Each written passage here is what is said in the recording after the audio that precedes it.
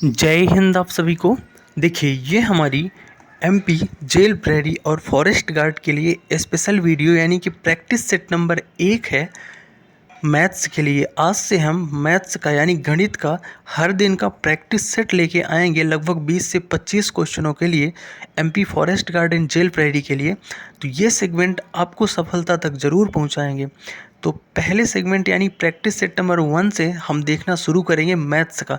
तो पहला क्वेश्चन आपके सामने है कि -9 और -2 के बीच कितने पूर्णांक हैं। देखो पूर्णांक क्या होते हैं आपके पूरी तरीके से अंक जो बने हुए हों, और -2 से लेके -9 से लेके -2 के बीच पूर्णांक की बात कर रहा है। तो आप अगर माइनस में हो और माइनस से प्लस की तरफ जाओगे, अगर इनके बीच देखोगे तो अगर -9 है और -9 से एक -8 जाओगे प्लस की तरफ, फिर -7, फिर -6, फिर -5, फिर -4, फिर -3, फिर -2, इस तरह आता है। अब बोला क्या है, बोला है कि -9 और -2 के बीच कितने पूर्णांक है। तो 2 और 9 को तो हम छोड़ देंगे क्योंकि इनके बीच का पूछा है। अब गिन लो 1 2 3 4 5 6, यानी 6 टोटल पूर्णांक आपके हो जाएंगे। ठीक है, अगले क्वेश्चन की तरफ बढ़ेंगे। अगला क्वेश्चन क्या कह रहा है समझते हैं कि 3 संख्याएं 1, 4 और 2 के अनुपात में है, उनका औसत 14 है, तो सबसे बड़ी संख्या क्या होगी। देखो संख्याओं को मैं लिख देता हूँ, एक को x मान लेता हूँ, इसको 4x और इसको 2x के अनुपात में, x एक कोफिशिएंट। ठीक है, अनुपात में है जिनका औसत कितना है 14 है। औसत क्या होता है, आंकड़ों का योग बटे आंकड़ों की संख्या, यानी इन सबको जोड़ लो तो 4x और एक 5x, 5 2 7x, 7x हो गया आंकड़ों का योग, और संख्या कितनी है 3 है। 1 2 3 रेशियो तो 3 संख्या तो बटे 3, ये किसके बराबर है, ये औसत 14 के बराबर है। क्वेश्चन बोल रहा है अब यहाँ से x निकाल लो, सबसे बड़ी संख्या निकालना है ना, तो x निकाल लो पहले। x बराबर क्या हो जाएगा 7x, 7x बराबर हो जाएगा, इधर जाएगा तो 14 त्रिक 42 हो जाएगा। ठीक है, फिर 7x बराबर अगर 42 है तो x बराबर क्या हो जाएगा, x बराबर 42 बटे 7 हो जाएगा। 7 इधर आ जाएगा तो x बराबर क्या आ जाएगा, 7 छंग 42, कट जाएगा तो 7 छंग 42, तो x बराबर 6 आया। सबसे बड़ी संख्या, सबसे बड़ा रेशियो जिसका है वही सबसे बड़ी संख्या होगी। सबसे बड़ा रेशियो 4x, तो 4x रेशियो है सबसे बड़ा, तो सबसे बड़ी संख्या में x की वैल्यू पुट कर दो तो 4 गुणे 6 हो जाएगा, 4x में x रखोगे तो 4 छंग 24 आपका राइट आंसर आ जाएगा 24। ठीक है,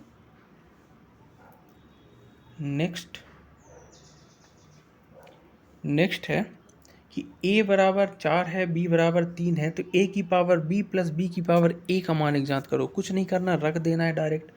a की पावर क्या लिखा है, b लिखा है, प्लस b की पावर क्या है, a है, इसका मान ज्ञात करना है। a क्या है 4 है, b क्या है 3 है, तो 4 की पावर 3 प्लस b यानी 3 की पावर 4 रख दो। 4 चौको 16, चौको 64, 3 त्रिकाएँ 9 त्रिक 27, 3 81। अब जोड़ दो इनको तो कितना हो जाएगा, 145 हो जाएगा, और 145 आपका राइट आंसर हो जाएगा। ये तो इजी क्वेश्चन था, आप बना लोगे इसको। ठीक है, अगला क्वेश्चन देखेंगे। नेक्स्ट क्वेश्चन आपका थोड़ा सा ट्रिकी है, समझना कि 5/6 को प्राप्त करने के लिए 5/3 में क्या संख्या घटाई जानी चाहिए। देखो मैं कहता हूँ कि 5/3 में माना क्या घटा दूँ, माना x घटाई जाना चाहिए। क्या घटाई जाना चाहिए, x संख्या घटाई जानी चाहिए। घटा दो तो प्राप्त क्या हो जाएगा, x घटा दोगे तो 5/6। अगर मैं 5/3 लिखता हूँ, ये आपका 5 है। ठीक है, 5/3 में मैंने माना x घटा दिया तो मिला क्या अपने को, 5/6 मिल गया। अगर जैसे ही x घटाया तो क्या मिल गया, 5/6 मिल गया। अब यहाँ से x की वैल्यू निकाल लो और वही आपका आंसर हो जाएगा। x की वैल्यू कैसे निकालोगे, x इधर माइनस में है तो मैं इधर ला लेता हूँ। देखो तो 5/3 तो ये वाला इधर ही रहेगा, और ये प्लस में इधर 5/6 तो इधर आएगा तो माइनस में हो जाएगा। 5/6 लिखता हूँ, देखो 5/6, एक मिनट मिटा के लिख देता हूँ, रुको एक सेकेंड। हाँ, माना मैंने क्या बोला कि 5/3 में x को घटा दो तो 5/6 मिलेगा, तो घटा देता हूँ। 5/3 माइनस x करोगे तो क्या मिला, 5/6 मिला। अब पक्षांतर कर दो, x इधर है तो माइनस में इधर आएगा तो x प्लस में हो जाएगा। 5/3 इधर ही रहने दो, और माइनस ये 5/6 इधर प्लस में है तो इधर आएगा तो 5/6 हो जाएगा माइनस में। ठीक है, अब इनका एलसीएम ले लो 3 और 6 का, तो एलसीएम क्या आएगा, 6 ही आएगा। 3 दूनी 6, 2 पंचे 10 ऊपर जाएगा, और ये 6 6 यानी 5, यानी कि आपका 5/6 आ जाएगा x की वैल्यू, ठीक है। तो यानी कि अब 5/6 ही वो संख्या है जो आप अगर घटा दोगे 5/3 में तो 5/6 मिल जाएगा, ठीक है। खुद से भी बनाना। अगला क्वेश्चन आपके सामने है कि ये तो व्यंजक को सरल करना है, सिंप्लीफिकेशन है। अब सिंप्लीफिकेशन में एक चीज़ का ध्यान रखना है, बोर्ड मास रूल। किसका? बोर्ड मास रूल का। बोर्ड मास, बोर्ड मास कहता क्या है? देखो, बोर्ड मास कहता है कि सबसे पहले ब्रैकेट आएगा, ब्रैकेट को सॉल्व करोगे, फिर ऑफ, ऑफ यानी का, जिसको आप का बोलते हो हिंदी में, ऑफ को सॉल्व करोगे, फिर डिवीजन यानी भाग, फिर मल्टीप्लिकेशन, फिर एडिशन, फिर सब्ट्रैक्शन। तो यहाँ पे सबसे पहले अपन ब्रैकेट, तो ब्रैकेट तो कहीं है नहीं, लेकिन ऑफ है, ऑफ यहाँ है, ऑफ यहाँ है। तो ऑफ का मतलब होता क्या है? ऑफ का मतलब गुणा होता है, और बोर्डमास रूल में ऑफ को दूसरे नंबर पे इसके बाद सॉल्व करते हैं। तो सबसे पहले अपन ऑफ को ही सॉल्व करेंगे, और ऑफ का मतलब क्या होता है? गुणा होता है, ठीक है। लिख देता हूँ, तो सबसे पहले उसको उतार लो, तो 72 माइनस 42 तो उतार लोगे, और ऑफ यानी ये 6 7 42 हो जाएगा, ऑफ है तो गुणा मतलब, तो ये आपका भागे 42 आ जाएगा, ठीक है। इसके बाद गुणे का चिन्ह है, फिर ये भी ऑफ है यानी 4 3 12 हो जाएगा, ऑफ का मतलब गुणा, फिर भागे कितना है? 4 है, और फिर क्या है? गुणे 3 माइनस 5 है, ठीक है। अब सॉल्व कर दो। अब इसके बाद क्या होगा? डिवीजन आता है वर्ड मॉस में इसके बाद, तो 42/42 करोगे तो 1 आएगा, 72 माइनस 1 हो जाएगा, और गुणे कितना है? ये 12 है, हाँ सॉरी, गुणे 12 नहीं, ये आपका डिवीजन यहाँ होगा, तो डिवीजन यहाँ भी तो है एक डिवीजन, ठीक है। कोई संख्या छोड़ दिया क्या अपन ने? हाँ, यहाँ पे अपन ने बटे 4 को छोड़ दिया है, तो ये बटे 4 भी लिख लेना। यहाँ पे बटे 4 है ना ये वाला, तो 12/4 होगा, तो ये 3 आएगा। तो यहाँ पे अगली संख्या गुणे 3 आ जाएगी, ठीक है। और फिर ये गुणे 3 फिर से है एक बार, और -5 है, ठीक है। अब देखो, अब इसके बाद मल्टीप्लिकेशन होता है डिवीजन के बाद, तो 3 त्रिकाई ये 9 हो जाएगा, 9 माइनस 5 रहने दो, और ये गुणा हो जाएगा, तो गुणा ये तो कोई मतलब नहीं, तो 72 माइनस 9 माइनस 5 आया, तो ये हो जाएगा 72 माइनस 14, और 72 माइनस 14 जब घटा दोगे तो आपको क्या मिलेगा? आपको मिलेगा 58। खुद से भी प्रैक्टिस करना, ठीक है, ये प्रैक्टिस वाली चीज़ें हैं।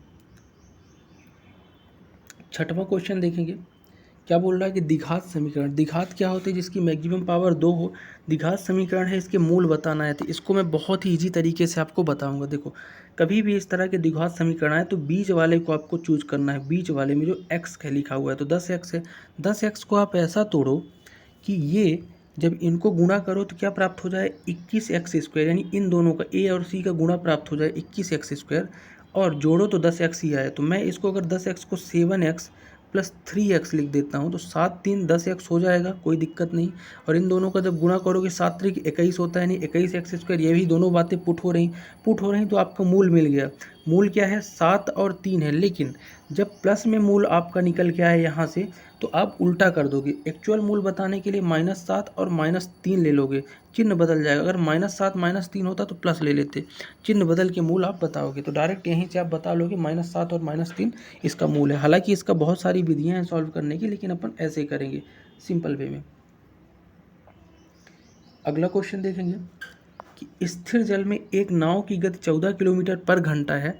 यह धारा की दिशा में 1 घंटा 45 मिनट में 28 किलोमीटर जाती है, तो धारा की गति बताना है। देखो, पहले स्थिर जल में क्या दिया है मैं लिख देता हूँ। स्थिर जल में चाल क्या है? स्थिर जल में 14 किलोमीटर पर आवर है। कितनी है? 14 किलोमीटर पर आवर, ठीक है। अब इसके बाद आपको एक चीज़ दी है कि धारा की दिशा में, तो धारा की जब अनुकूल होती है तो नाव की चाल और धारा की चाल जुड़ के आप चाल बताते हैं। तो पहले तो आप इसकी चाल निकाल लो। चाल बराबर क्या होता है? दूरी बटे समय, यानी कि 28 दूरी है, समय कितना है? 1 घंटे 45 मिनट। इसको आप तोड़ सकते हो, कैसे घंटे में कन्वर्ट कर सकते हो? एक सही 45/60 लिख सकते हो मिनट को, तो 15 तियाँ 45, 15 चौको 60, यानी 4 एकम 4 3 7/4, तो बटे 7/4 आपका आ जाएगा समय। तो दूरी बटे समय ये चाल हो जाएगी इसकी, जब अनुकूल जा रहा है, ठीक है। तो यहाँ से आपकी धारा की दिशा में जो चाल मिल जाएगी ना आपकी, वो मिल जाएगी। ऊपर ले जाओगे इसको तो क्या हो जाएगा? 7/4 नीचे है, तो ऊपर ले जाओगे तो उल्टा हो जाएगा, यानी कि 4/7 हो जाएगा। गुणे में है तो इसको हटा दो, 7 एकम 7 7 चौको 28, 4 चौको 16, यानी कि 16 किलोमीटर पर आवर क्या मिल गया आपको? 16 किलोमीटर पर आवर मिल गया आपको धारा की दिशा में। और स्थिर जल में क्या थी? 14 किलोमीटर। एक बात बताओ, अगर स्थिर दल में 14 किलोमीटर है चाल और धारा की दिशा में जा रहे हैं तो 16 हो रही, तो बढ़ कितना रही, प्लस का 2 किलोमीटर बढ़ रही। तो 2 किलोमीटर जो बढ़ रही ना, तो होता क्या है कि जब दिशा में जाते हैं तो धारा की चाल जुड़ती है, जो विपरीत दिशा में जाते हैं घटती है।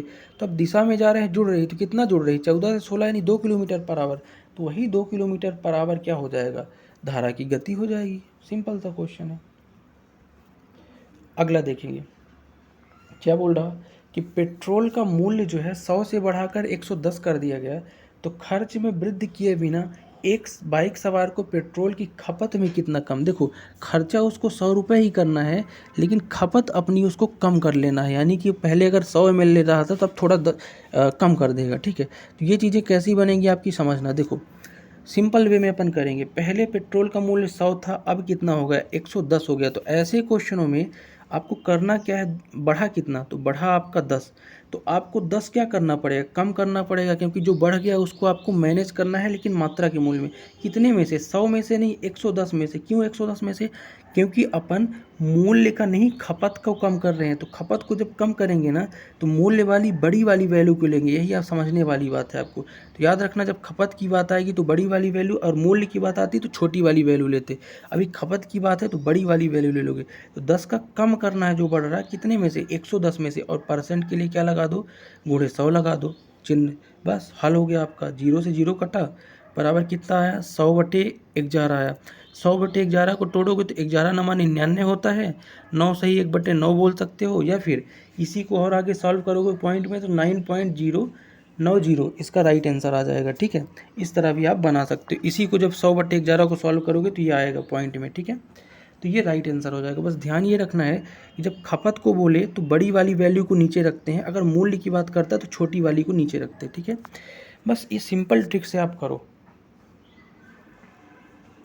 नेक्स्ट क्वेश्चन है कि A/C का रेशियो 1/2 है, C/D का रेशियो 2/3 है, और B/C का रेशियो 5/6 है। देखो रेशियो का मतलब बटा ही होता है। तो बताना क्या है कि B और D की आयु में अंतर यदि दिया है 28, तो A और B की औसत आयु समझते हैं। सबसे पहले अपन ABCD निकाल लेते हैं। रेशियो निकालने का मैं बहुत सिंपल तरीका आपको बताऊंगा। देखो पहले देखो क्या लिखा है, A/C क्या लिखा है, A/C लिखा है 1/2। ठीक, C/D क्या लिखा है, क्वेश्चन में लिखा है, क्या लिखा है C/D, ये लिखा है 2/3। ठीक, और फिर B/C क्या लिखा है, तो B/C लिखा है आपका कितना, 5/6, यही लिखा है। चलो अब एक बात बताओ, यहाँ पे A एक है, A भी एक बार है, B भी एक बार है, लेकिन C यहाँ पे 2 बार है, 3 बार है। तो C को बराबर करना पड़ेगा। तो देखो C यहाँ पे क्या है, लास्ट वाले में C क्या है, B/C है ये। ठीक है, लास्ट वाले में C क्या है, यहाँ पे 6 है, तो यहाँ पे 6 है, तो यहाँ भी 6 आना चाहिए, यहाँ भी 6 आना चाहिए। तो क्या करोगे, यहाँ 3 का गुणा कर दे तो 6 हो जाएगा, तो ऊपर भी 3 का गुणा करेंगे। ठीक है, इसी तरह से यहाँ आपका 3 का गुणा करेंगे, क्योंकि ये भी तो 6 बनाना है C को, और यहाँ भी D में भी 3 का गुणा करेंगे। अब देखो ABCD का रेशियो कैसे मिला, ABCD, अब रेशियो मिल जाएगा। देखो रेशियो लगा देता हूँ। देखो A का रेशियो 3 × 1 कर दिया तो 3 मिला, B का रेशियो क्या मिला आपका, 5 यहाँ पे है, कोई अंतर ही नहीं है B में। C आपका क्या हो गया, 2 3 6, यहाँ भी है 6, यहाँ भी है 6, यहाँ भी, तो अब 6 हो जाएगा। D कितना है, तो D 3 त्रिकाई 9 है यहाँ, तो 9 हो जाएगा। तो ABCD का रेशियो क्या मिल गया, 3 5 6 9। अब क्या बोला है, अब बोला है कि B और D की आयु का अंतर 28 है। समझते हैं, अगर मैं इसको x के रिस्पेक्ट में सबको मान लूँ, ये x है, ये भी x है, ये भी x है, और ये भी x के रिस्पेक्ट में है। ठीक है, तो कोई दिक्कत नहीं। अब कह रहा है कि B और D की आयु का अंतर 28 है। B क्या है, 5x है, और D कितना है, 9x है। तो अगर 5x और 9x में देखो तो कितने का अंतर है, 4x का अंतर है। कितने का, 5 4 9 होता है ना, 4x का जो अंतर है उसी की वैल्यू कितनी है, 28 है। तो 4x बराबर 28 रख दिया, तो x बराबर 28/4 यानी 7 आ जाएगा। x की वैल्यू जैसे ही 7 आई तो आप कुछ भी निकाल सकते हो। क्वेश्चन क्या पूछा है कि तो a और b की औसत आए, तो a और b है कहाँ, तो a है 3x और b है आपका 5x। तो a और b अगर जोड़ लोगे तो कितना हो जाएगा, a और b दोनों जोड़ोगे तो 8x होगा। लेकिन औसत आय पूछा है, तो औसत क्या होता है, दोनों का जोड़ बटे संख्या। तो संख्या a और b कितनी हो जाएगी, 2 संख्या, तो 8x/2x करोगे तो 4x। तो औसत आय क्या आएगी, 4x आएगी x के रिस्पेक्ट में। बट x की वैल्यू क्या है, 7 अपन ने निकाली है, तो 7 रख दो, तो 4 7 28 हो जाएगा। अगर 4 × 7 यानी 28 हो जाएगा, x की वैल्यू रखोगे तो 28 क्या आ जाएगी, a और b की औसत आए, तो 28 इसका राइट आंसर हो जाएगा। रिवाइज करके थोड़ा देखना, ठीक है। तो 28 इज द राइट आंसर।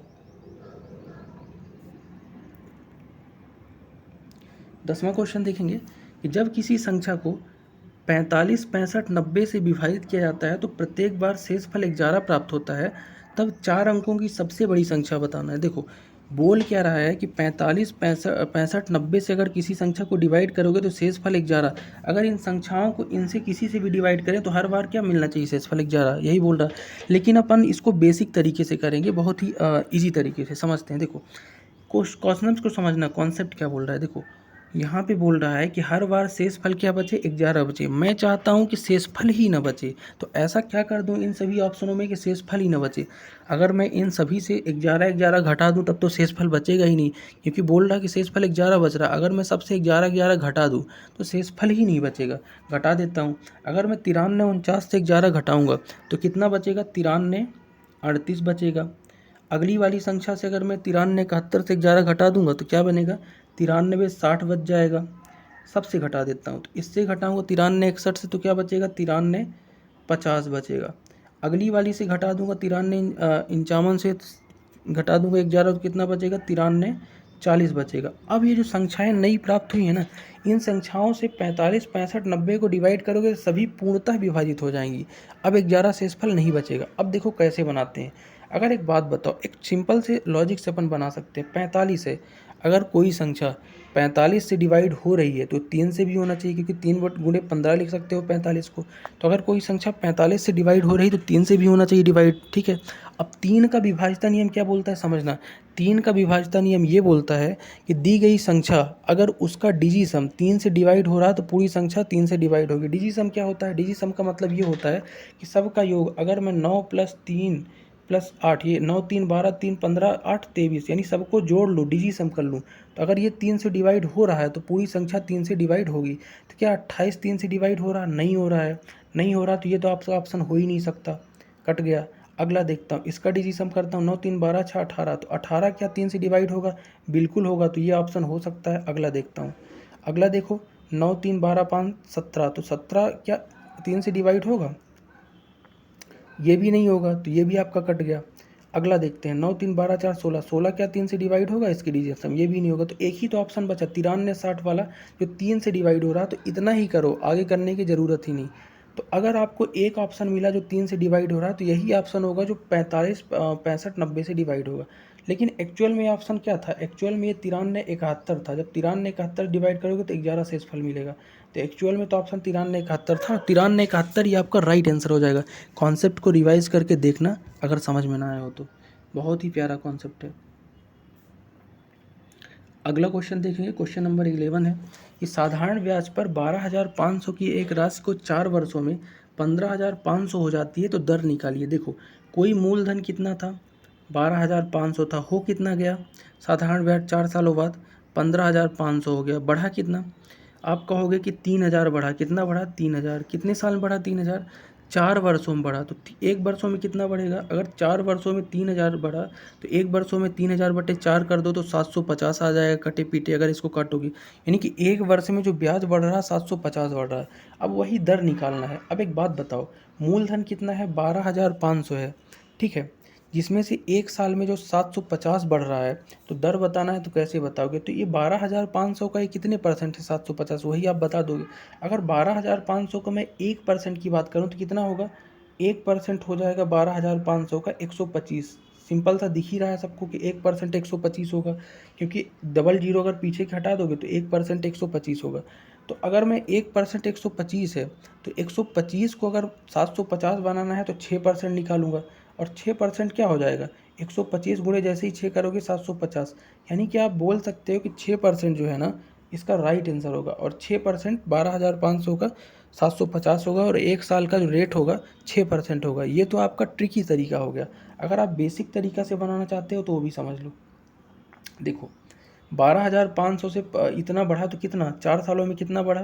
3,000 बढ़ गया। अगर 12,500 से 15,000 हो रहा, 4 सालों में 3,000।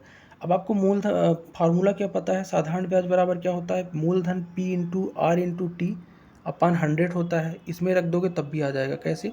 साधारण ब्याज कितना है 3000 है, 4 सालों का निकाल लिया। पी कितना है 12500 है, गुणे आर कितना है, आर ही तो निकालना है रेट। टी कितना है 4 साल का समय है, 4 कर दो बटे 100। यहाँ से सॉल्व करोगे, 2 जीरो कटा, 125 को इधर नीचे लाओगे, इधर है तो 125 यहाँ आ जाएगा और साथ में 4 भी इधर आ जाएगा। तो यहाँ क्या बचेगा, केवल आर बच जाएगा। ठीक है, यहाँ पे तो सॉल्व कर दो, तो करोगे तो 25 पंचे 125, 25 एक कम 25 और कितना बच गया, 25 दूनी 50, 4 एक कम 4।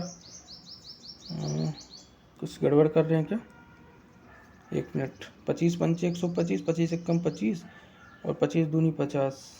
कुछ यहाँ पे गड़बड़ हो रहा है आई थिंक। 4 है, 4 तेई 12, हाँ। और ये हो जाएगा आपका 5 दूनी 10, यानी 1 मिनट, इसको सॉल्व करने में कुछ गड़बड़ कर रहे हैं अपन। यहाँ से 2 जीरो कट गए थे तो 125 बचा था। इसको आप सॉल्व करके देखना, 1 मिनट। 125 अगर नीचे आएगा और गुणे 4 भी नीचे आएगा तो 4 से करते हैं ज़रा। 4 से 28, 4 पंचे 20,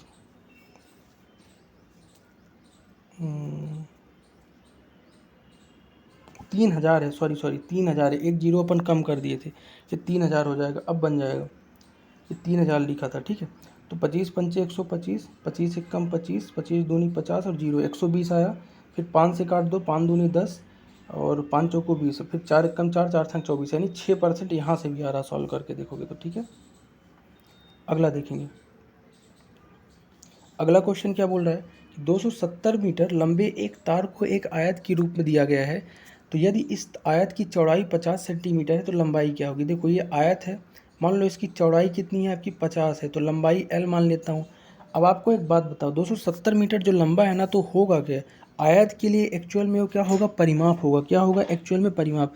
अगर परिमाप होगा तो आयत का परिमाप होता क्या है, 2 गुणे लंबाई धन चौड़ाई, लेंथ इंटू विड्थ ही होता है आयत का परिमाप। अगर ये 2 गुणे लंबाई धन चौड़ाई लेंथ इंटू विड्थ आयत का परिमाप होता है ना, इसकी वैल्यू कितनी दी है, देखो मैं लिख देता हूँ। 270 वैल्यू दी है आयत के परिमाप की।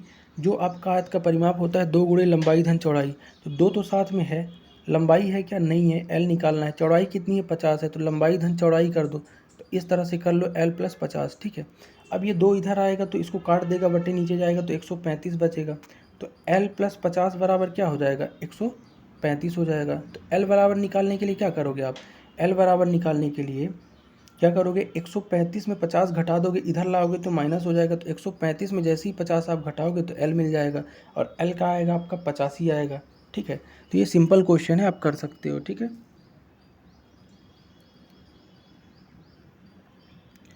अगला क्वेश्चन देखेंगे।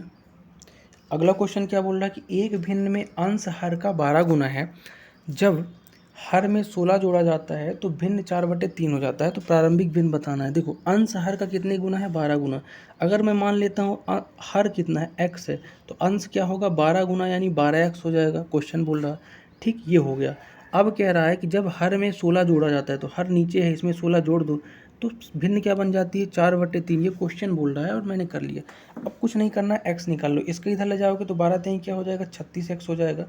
ये इधर गुणा होगा तो 4x हो जाएगा पहले, और फिर 16 चौको 64 हो जाएगा। अब 36 में 4 इधर ला लो, पक्षांतर कर लो, तो हो जाएगा 32x बराबर 64। तो x बराबर क्या होगा, 64/32 होगा, यानी 2 आएगा। तो x बराबर आपका 2 आएगा, कटे पीटे। कैलकुलेशन आपको खुद से तेज करनी है। जैसे ही x बराबर 2 आया तो मूल भिन्न बताना है। मूल भिन्न था क्या, तो मूल भिन्न था आपका 12x/x था, यही था मूल भिन्न ना, अंश हर का 12 गुना।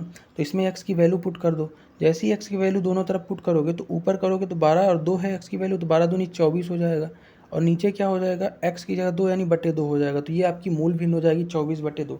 तो इस तरह से आपको करना है, 24/2 विल बी राइट आंसर।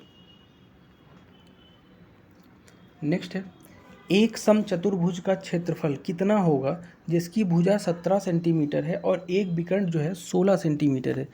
अब इसको करने से पहले मैं समचतुर्भुज बना लेता हूँ। देखो पहले तो आप ये समझ लो कि समचतुर्भुज का क्षेत्रफल एरिया होता क्या है। तो समचतुर्भुज का एरिया जो होता है ना, वो होता है 1/2 गुणे एक निगन D1 D2। एक सेकेंड यार, ये लिख नहीं पा रहा हूँ इसको। हाँ, क्या होता है समचतुर्भुज का एरिया, 1/2 गुणे d1 इंटू d2, ये आपका एरिया होता है। इसमें दिया क्या क्या है पहले आप ये देखो, क्षेत्रफल पूछा है लेकिन दिया क्या क्या है, एक भुजा दी है और एक विकर्ण दिया है, यानी आपका d1 तो दिया हुआ है, ठीक है 16 सेंटीमीटर, लेकिन d2 निकालना है आपको, और d2 निकालने के लिए भुजा दिया है। भुजा से d2 आप कैसे निकालोगे, दूसरा वाला डायमीटर और सॉरी डायगोनल, तो दो डायगोनल है तो दूसरा वाला डायगोनल निकालोगे कैसे भुजा से, ये समझते हैं। सबसे पहले अपन फिगर बना लेते हैं। फिगर कैसे बनेगा, देखो समचतुर्भुज है, इस तरह से अगर फिगर में बनाता हूँ, लेट सपोज ये चारों भुजाएं आपकी बराबर करना, ठीक, इसको ए मान लेता हूँ, इसको बी मान लेता हूँ, इसको सी और इसको डी मान लेता हूँ, ठीक है। अब यहाँ से एक डायगोनल ये और एक डायगोनल ये खींच दिया मैंने, इसको केंद्र ओ मान लेता हूँ। एक बात बताओ, एक भुजा की लंबाई कितना दिया है, तो एक भुजा की लंबाई 17 दिया है, ठीक है, सभी भुजाएं 17 ही 17 होंगी समचतुर्भुज, ठीक, तो 17 एक भुजा की लंबाई हो गई, ठीक है। अब एक विकर्ण दिया है, तो विकर्ण क्या है, तो विकर्ण ये अंदर वाला है और ये अंदर वाला है, ठीक है। तो अगर मैं मान लेता हूँ कि ये पूरा विकर्ण कितना होगा, ये वाला विकर्ण कितना होगा, 16 होगा जो दिया है, तो इधर भी 8 होगा और इधर भी 8 होगा, क्योंकि 20 से काटा हुआ है 8 होगा। तो आप एक बात बताओ, यहाँ पे आपको कुछ दिख रहा है कि नहीं दिख रहा है, यहाँ पे आपको ये दिख रहा होगा कि ये पाइथागोरस थ्योरम लग रही है। यहाँ कर्ण आपका 17 है और आपका कर्ण 17 है और आधार कितना है 8 है, तो लंब निकाल लो। अगर ये लंब निकाल लोगे तो इसी लंब का दोगुना कर दोगे तो क्या मिल जाएगा आपको, विकर्ण मिल जाएगा ये वाला, ठीक है, क्योंकि बराबर बराबर है। तो क्या कर दूँ अपन, कर्ण का वर्ग बराबर, यानी पाइथागोरस क्या कहती है 17 का स्क्वायर कर्ण का बराबर लंब का वर्ग, लंब एल निकालना ही है, ये वाली हिस्सा ये वाला, अधन आधार का वर्ग, आधार कितना दिया है 8 का वर्ग यानी 64। अब 17 17 में होता है 289 और 64 को इधर ला लो, प्लस है तो माइनस हो जाएगा, बराबर एल स्क्वायर, यानी कि दूसरा वाला अपना जो डायगोनल है वो निकाल रहे हैं अपन, ठीक है ये वाला। तो जब इसको घटाओगे तो क्या आएगा 225 आएगा, और 225 जो आएगा एल स्क्वायर बराबर होगा, लेकिन एल बराबर निकालना है, दोनों तरफ का स्क्वायर रूट कर दोगे तो एल बराबर क्या आएगा 15 आएगा, क्योंकि 15 225 जो है ना इसका स्क्वायर रूट क्या होता है 15, यानी कि आपको दूसरा वाला आपका जो L की वैल्यू यानी यहाँ से यहाँ तक लंब मिल गया, कितना मिल गया 15 मिल गया, कितना मिल गया 15, लेकिन डायगोनल कितना है आधा है ये, लेकिन डायगोनल तो 30 होगा क्योंकि ये दूरी भी तय करनी है आपको, तो 15 यहाँ 30, यानी कि आपको D2 कितना मिल गया, D2 मिल गया 15 15 30, यानी कि पूरे तरह से आपको 30 D2 मिल गया। अब देखो इतना नोट कर लो, मैं मिटाने वाला हूँ क्योंकि जगह कम है। तो D1 तो आपका दिया है कितना 16 और D2 अपन ने निकाल लिया दूसरा डायगोनल 30। अब पुट कर देना है 1/2 गुणे D1 इंटू D2, पुट कर देता हूँ, मिटा रहा हूँ, ठीक है। देखो कितना मिला था अपने को, D1 दिया है 16, D2 कितना दिया है 30 दिया है, ठीक है। अब फॉर्मूला क्या बताया मैंने, क्या होता है 1/2 गुणे D1 इंटू D2, ये आपका फॉर्मूला होता है। पुट कर दो 1/2, D1 कितना है 16 है, D2 कितना है 30 है, 2 एकम 2 15 हम 2 30, यानी 16 गुणे 15। अब 16 गुणे 15 होता है कितना है 240 होता है, 240 सेंटीमीटर स्क्वायर आपका राइट आंसर आ जाएगा। क्वेश्चन को रिवाइज करके देखना, पूरा कॉन्सेप्ट मैंने बताया है। नेक्स्ट 15वां नंबर क्वेश्चन देखते हैं। देखो इस श्रृंखला वाला है, मैथ्स के साथ कुछ रीजनिंग के भी क्वेश्चन आपके आ सकते हैं, ठीक है, क्योंकि रीजनिंग का स्पेशल से कोई इसमें है नहीं सिलेबस में। देखो यहाँ पे सीरीज में क्रम बताना है क्या बन रहा है, 17 34 43 86 95 105 ऐसे करके बढ़ रहा है, तो क्रम क्या बन रहा है यहाँ लिख देता हूँ मैं, 17 34 43 86 95 190, ठीक है। अगला बताना है, देखो 17 दूनी ये क्या हो रहा है 34 हो रहा है, यानी गुणे 2 हो रहा है, फिर 34 से 43 हो रहा है तो कितना बढ़ रहा है प्लस का 9 बढ़ रहा है, 43 दूनी 86 होता है, गुणे 2 हो रहा है, 86 प्लस 9 95 होता है, 95 दूनी 2 90, यानी आप एक चीज़ देखो यहाँ क्या हो रहा है, गुणे 2 एक बार गुणे 2 हो रहा है, फिर एक बार प्लस 9 हो रहा है, गुणे 2 प्लस 9 गुणे 2 प्लस 9 गुणे 2, नहीं अगला क्या होना चाहिए प्लस 9 होना चाहिए, और 190 प्लस 9 करोगे तो 199 आपका राइट आंसर हो जाएगा। तो ये लॉजिक लगा है, गुणे 2 प्लस 9 गुणे 2 प्लस 9 गुणे 2 प्लस 9। 16वां नंबर क्वेश्चन देखेंगे, क्या बोल रहा है, एक मोटरसाइकिल जो है 25 किलोमीटर पर घंटे की गति से 50 किलोमीटर की दूरी तय करती है। अगले 50 किलोमीटर की यात्रा के लिए मोटरसाइकिल की गति ज्ञात कीजिए ताकि पूरी यात्रा की औसत गति जो हो 30 किलोमीटर पर आवर हो जाए, ठीक है। तो आपको एक चीज़ पता है, क्या पता है, एवरेज स्पीड होती क्या है, तो एवरेज स्पीड होती है 2x y/x + y होती है, औसत औसत गति का फॉर्मूला होता है। तो एवरेज स्पीड 30 दी हुई है, ठीक है। एवरेज स्पीड आपकी सब पुट कर दो और कुछ नहीं करना। एवरेज स्पीड कितनी दी है? 30 दी है, लिख देता हूँ 30 बराबर 2 गुणे, अब x और y है क्या? तो चाल है, तो पहली वाली की चाल निकाल लो। एक चाल दिया है, दूसरी चाल आपको निकालना है। देखो अगर मैं यहाँ पे देखूँ तो पहली वाली जो चाल है आपकी ना 25 किलोमीटर पर घंटे से 50 किलोमीटर जा रहे हैं, यानी कि चाल क्या आ जाएगी आपकी 25 किलोमीटर पर घंटा दी हुई है, ठीक है। रख देता हूँ 25। बाई दिया है क्या? नहीं दिया है, तो बाई को बाई ही ले लेता हूँ, ठीक है। अब x प्लस बाई, अब x 25 है प्लस बाई कर देता हूँ। अब इसको सॉल्व कर लो, बाई की जो वैल्यू आएगी वही आपका आंसर हो जाएगा, क्योंकि दूसरी वाली गति यही तो बताना है, ठीक है। तो बाई बराबर कैसे करोगे? तो इसको इधर ले जाओ, पक्षांतर कर दो तो गुणा हो जाएगा। तो 30 गुणे 25 करोगे तो कितना आएगा? जब 30 गुणे 25 करोगे, जो भी आए आप करके देखना, हालांकि मैं बता भी देता हूँ, 25 यहीं 75 होगा, ठीक है, यानी ये 750 हो जाएगा, ठीक। और प्लस साथ में बाई भी है, यानी 30 बाई हो जाएगा, और बराबर ये कितना हो जाएगा? 25 दूनी 50 बाई। अब यहाँ से बाई तो निकाल ही लोगे, 30 बाई को इधर लाओ तो कितना हो जाएगा? 50 में 30 चला गया तो 20 बाई हो जाएगा, और 20 बाई बराबर कितना? 750। तो बाई बराबर क्या हो जाएगा? 750/20। बाई बराबर क्या हो जाएगा? 750/20। यहाँ लिख देता हूँ, बाई बराबर क्या आ जाएगा? 20 को उधर ले जाओगे तो बाई बराबर 750/20। जीरो, ये जीरो से जीरो कटा, एक सेकंड, जीरो से जीरो ये कटा तो 75/2, और 75/2 को और काटोगे तो 37.5, यानी 37.5 किलोमीटर पर आवर इसका राइट आंसर आ जाएगा, ठीक है। बहुत ही इजी क्वेश्चन था, इस तरह से आपको बनाना था। 17वां क्वेश्चन देखेंगे, क्या कह रहा है कि 139 खिलाड़ियों की एक कबड्डी की टीम का औसत भार जो है 89 किलोग्राम है, ठीक है। तो प्रबंधक यानी मैनेजर का भार शामिल कर लिया जाता है, तब औसत 1 किलोग्राम बढ़ जाता है। तो प्रबंधक का भार बताइए। मैं कैलकुलेटिव तरीके से नहीं करूँगा, आपको ट्रिकी तरीके से बताऊँगा, समझो। पहले कितने लोग हैं? 139 लोग हैं, तो उनका औसत भार क्या था? जब 139 लोग थे तो औसत वजन कितना था? 89 किलोग्राम था, ठीक है। अब क्या हुआ है कि एक बंदा और आ गया, तो बंदे कितने हो गए? 140 हो गए हैं, तो वजन कितना बढ़ गया? 89 से 1 किलोग्राम बढ़ा, यानी कि 90 हो गया। तो अब औसत क्या हो गया? एक बंदे के आने से 90। तो पूछा क्या है कि जो बंदा आया है प्रबंधक, इसका भार क्या होगा? तो समझना बात को, देखो अगर 140 में से औसत भार 90 है तो हर बंदे का 90 किलो तो होगा ही, 90 किलो तो हर बंदे का होगा ही ऑब्वियसली, अगर औसत है तो, है ना, सबका 90 140 लोगों का।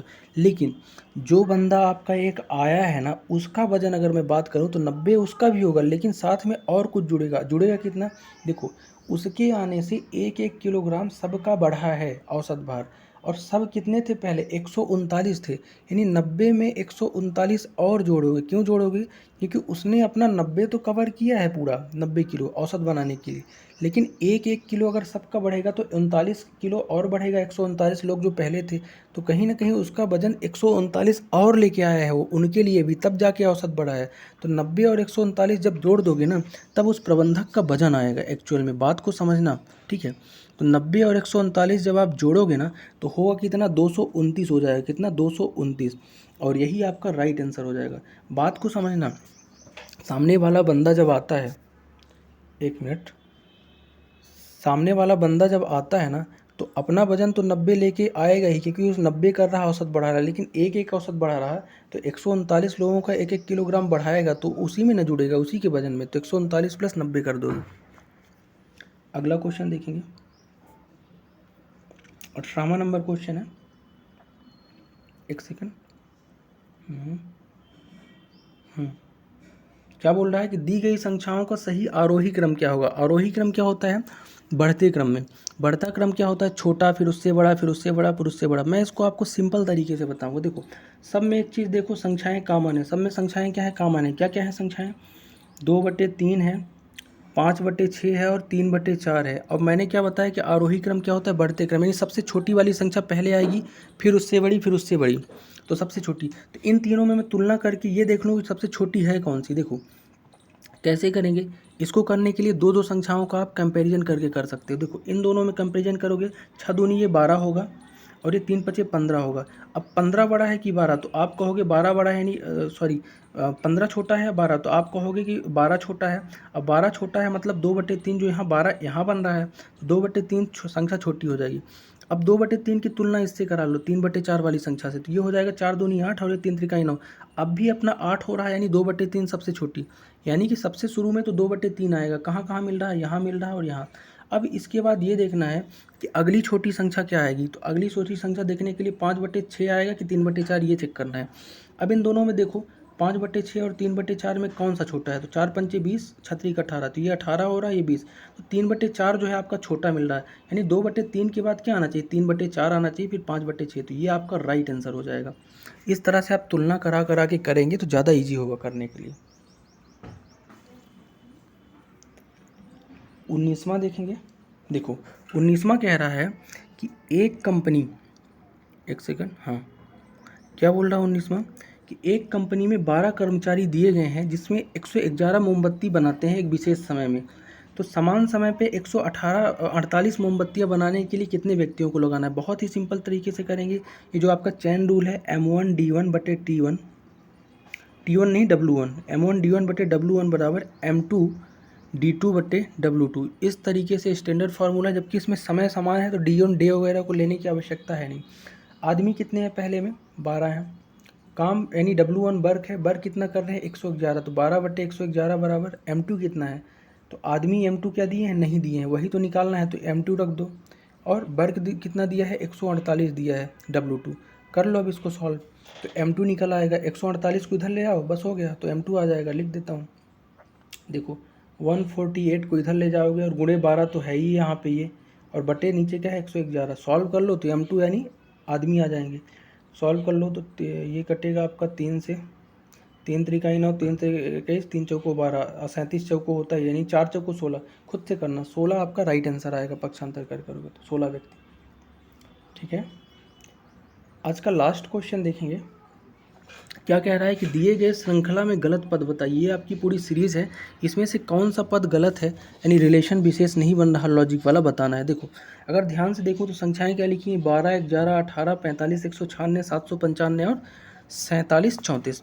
तो इसमें से जो आपका क्रम बनेगा, तो 12 से 11 कोई चीज़ कब होती है। देखो अगर मैं 12 लिखा है, अगर मैं 12 में गुणे 1 कर दूं और माइनस क्या कर दूं 1 का स्क्वायर, तो क्या बनेगा 11, यानी अगली वाली बनेगी। इसी तरह से 11 में गुणे में कर दूं 2 और माइनस का 2 का स्क्वायर करूं, तो क्या मिलेगा आपको 18 मिलेगा। फिर इसी तरह से 18 में मैं गुणे कर दूं किसका 3 का, और माइनस कर दूं कितना 3 का स्क्वायर, तो क्या मिलेगा आपका 3 का स्क्वायर नहीं आपका, हाँ 3 का स्क्वायर। ठीक है, तो ये क्या मिल जाएगा आपका 45 मिल जाएगा। अभी समझाता हूँ आपको। और 45 में अगर मैं गुणा क्या कर दूँ 4 का और माइनस कर दूँ 4 का स्क्वायर, तो क्या मिलेगा 45 में गुणे 4 करूँगा और माइनस 4 का स्क्वायर करूँगा, तो क्या मिलेगा। ठीक है, 45 चौको 4 चौको 16, 5 चौको 20 है ना, 45 चौको 140, 4 चौको 16 160 और 5 चौको 180, और 180 में 16 चला जाएगा तो क्या मिलेगा आपका, मिलेगा 164, यहाँ 164। अब एक चीज़ देखो, यहीं तक क्रम में आपको गलत मिल जाएगा। देखो हो क्या रहा सीरीज, अगर 12 से 11 जा रहा तो 12 में 1 का गुणा कर रहे हैं, फिर 1 का स्क्वायर घटा रहे हैं तो 11 आ रहा है। इसी तरह से अगला जो है 11 जो है 11 में गुणे 2 3 गुणा बढ़ता जाएगा, और माइनस का जो पावर है वो स्क्वायर करते करते बढ़ता जाएगा। तो 11 गुणे 2 करके माइनस 2 का स्क्वायर किए तो 18 आया, 11 दूनी 22 और 2 दूनी 4, 22 में 4 गया 18। अगला जो है 3 का गुणा करके माइनस का 3 स्क्वायर करना है तो 45 आएगा, 18 3 54, 3 त्रिकाई 9, घटाओगे 45। अगला जो है 45 गुणे ऑब्वियसली 4 होना चाहिए सीरीज में, और माइनस 4 का स्क्वायर तो 164 आना चाहिए, लेकिन आ कितना रहा 196 आ रहा है। लेकिन यहाँ पे आना क्या चाहिए इस सीरीज़ के हिसाब से 164, तो 196 तो गलत है, यानी यही आपका ऑप्शन नंबर 196 क्या है, गलत है श्रृंखला। आई होप आप समझ गए होंगे। तो ये था आज का हमारा पूरा सेगमेंट। लगभग 20 क्वेश्चन हमने प्रैक्टिस सेट नंबर 1 में किए हैं फॉरेस्ट के लिए। तो हर दिन प्रैक्टिस सेट के साथ जुड़ना ना भूलो, क्योंकि अगर आपको पूरी तरीके से सफलता लेनी है। मिलते हैं नेक्स्ट वीडियो में, तब तक के लिए आप सभी को